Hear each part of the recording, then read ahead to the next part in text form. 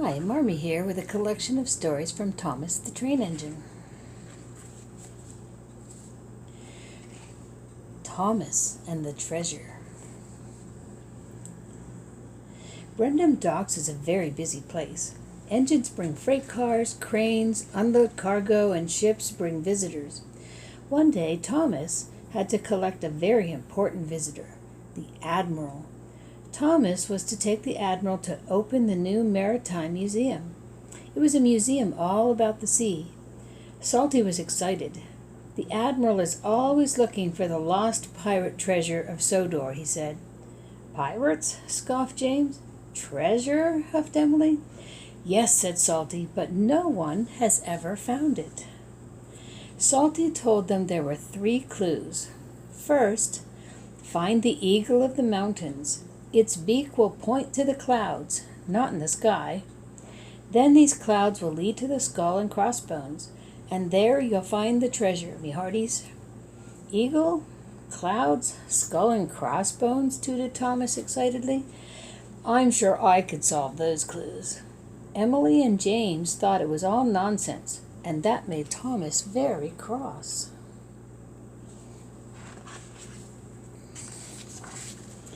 Just then the Admiral arrived. Thomas puffed off to collect him. The Admiral had to be at the museum in time for the grand opening. Thomas felt very proud to be taking him. What if I arrived with the Admiral and a chest of pirate treasure, thought Thomas. That would show James and Emily.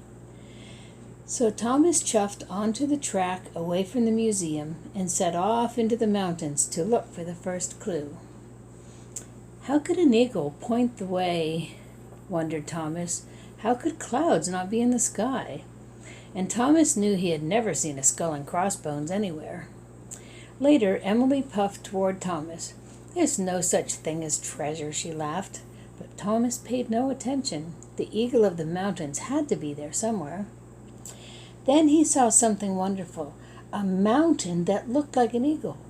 Thomas was very excited. I found the first clue, he hooted happily.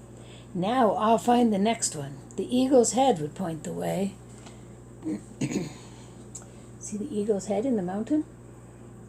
And there's the beak, not pointing toward the sky. Suddenly, Thomas saw a track leading in the direction of the stone beak. Where are you going, Thomas? Wished James. To find the clouds that are not in the sky, whistled Thomas. How silly, snorted James, and he chuffed away. But Thomas didn't mind. He knew the clouds were here somewhere, and then he saw them. The clouds not in the sky were reflections of clouds in the lake. I found the second clue, wished Thomas excitedly. One more and I'll find the treasure. Thomas looked for a long time, and he forgot all about the Admiral. Then Harold arrived with Sir Topham Hatt. The Admiral is late for the opening of the museum, he boomed crossly. You have been unreliable, added Sir Topham Hatt. Harold will now take the Admiral to the museum.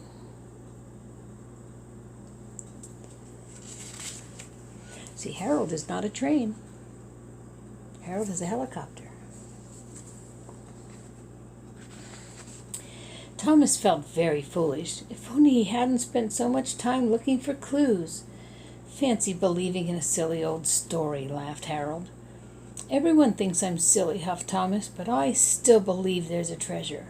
Thomas puffed sadly along the track away from the lake. Thomas had never been this way before, so he didn't know where it would lead. It led him into a tunnel. At last, Thomas came to the end of the line. He was surprised. There were all the other engines, and there was the Admiral.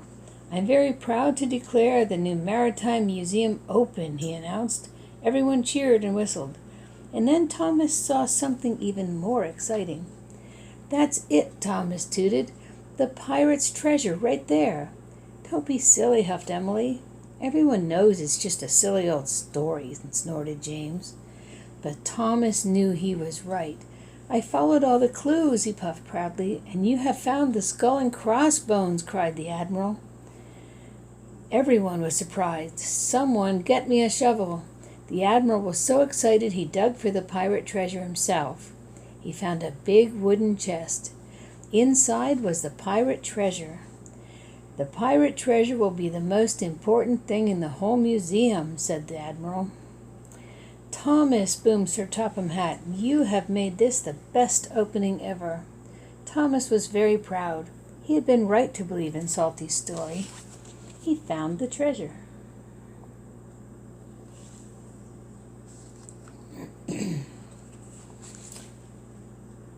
Duncan's Bluff. It was winter time in the island of Sodor. Duncan was very busy puffing through the white mountains and the frosty forests. He was proud to be a narrow-gauge engine. Duncan was delivering coal to the villages. They were going to need extra coal from the main coaling plant, so James and Thomas brought coal to the wharf. Duncan chuffed in to talk to James. "You were a long time getting here," teased Duncan. "You're lucky I came at all," wheezed James crossly. "I've got an important job to do later. I'm taking some children to a concert." "Oh, is doing 2 jobs in a day too hard for you?" Duncan chuffed cheekily. "Pugh," snorted James. "I can do more jobs in one day than you can. I'm really useful." This made Duncan really cross. "How about a wee contest?" chuffed Duncan. "I bet I can take more coal to the villages faster than you can deliver it." "All right," puffed James, "you're on." "I'll show you who's the fastest," chuffed Duncan. But Duncan was worried. James was big and strong. "I hope I can be as fast as James," he puffed nervously.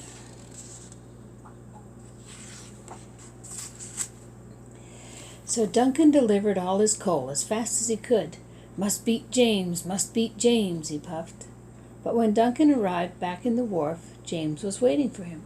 "I told you mainline engines were the fastest," teased James. Duncan looked at the long line of freight cars. There were plenty of coal for the villagers there.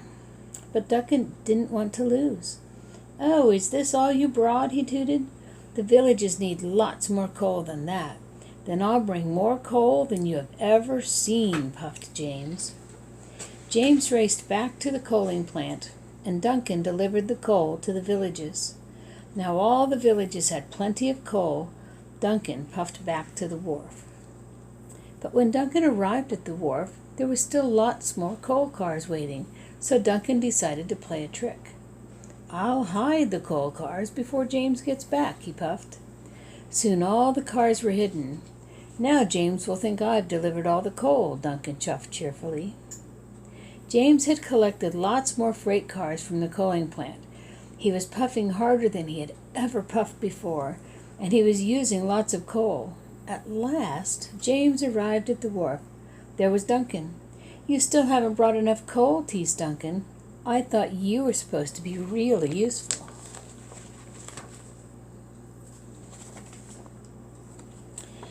"I'll soon be back with so much coal," puffed James, "it will take you all winter to deliver it." "Oh, we'll see," puffed Duncan. James still had to take the children to the concert, but he had been puffing so hard he had used up all the coal in his tender, and soon he ground to a halt. That evening the narrow-gauge controller came to see Duncan. "James is stuck. He has run out of coal," he announced. "Now he won't be able to take the children to the concert." Duncan felt terrible. He thought about all the coal cars he had hidden. He thought about James, and then he thought about the children. "I have to tell you about the hidden coal cars," he wheezed. The narrow-gauge controller listened hard. "You have caused delay and confusion," he said slowly, "but you have told the truth, and a useful engine always tells the truth." "I'll only be a really useful engine if I can help James," whistled Duncan. So Duncan collected one of the coal cars he had hidden. Snow started to fall, and Duncan rattled along the icy tracks. Until, at last, Duncan found James. "What are you doing here?" snorted James. "I played a trick on you," chuffed Duncan. "I didn't take all the coal to the villages. I hid them from you." You are the fastest and really useful engine, Duncan added.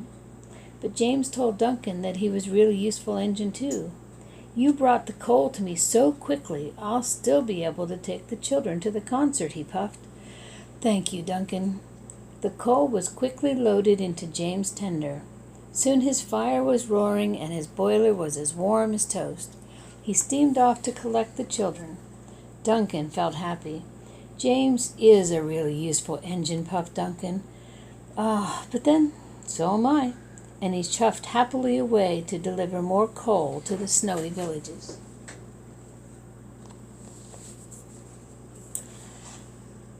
Seeing the sights. There are lots of wonderful sights to see in the island of Sodor. One summer's day, Thomas was given a very special job. Thomas, said Sir Topham Hatt, you are to collect some very important visitors from the mainland. They are arriving at the Brendan docks. Yes, sir, tooted Thomas happily. I will show them all the sights of Sodor. Soon Thomas arrived at the Scottish castle. Everyone out, he peeped. Hurry up, hurry up. Then Thomas had to wait again. He wheezed some steam and he started to worry. We'll never see everything if we don't hurry up, Thomas wheezed. Everyone, back on board, please. Just then Gordon steamed in. Flatten my funnel, sniffed Gordon. You haven't seen many sights. Yes, we have, and we're going to see more, huffed Thomas. He was very cross. He puffed away as quickly as he could, but more visitors were left behind. Thomas steamed into the fishing village. Here's the next sight, he puffed. Everybody out, please. But Thomas couldn't hear any passenger doors opening. He was puzzled. Just then, Bertie arrived. What's happening? Asked Thomas. No one's getting out, Thomas, beeped Bertie, because no one is left on board. Thomas was surprised. Cinders and ashes, gasped Thomas. You were in so much of a hurry you left them all behind. Thomas was upset. I must go back and pick everyone up. But first he collected the visitors from Bertie the bus.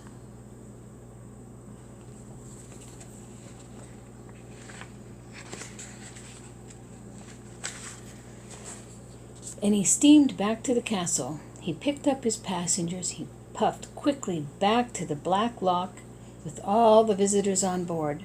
Thomas set off again. Thomas had to stop at a junction. He looked at the view of the sea, and it was beautiful. I wish we could just stay here all day, Thomas wished. There are so many things to do. The visitors looked out the windows. Their faces smiled when they saw the blue sea and the golden yellow sand. And suddenly, Thomas had an idea. We will stay here all day, he whistled.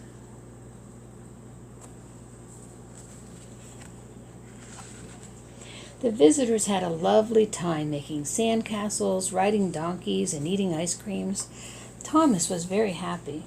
You don't see all the sights eating ice cream, sniffed Gordon. It's better to see one place properly than lots of places in a hurry, Thomas chuffed happily. And all the visitors agreed. Thanks for sharing stories from Thomas the Train.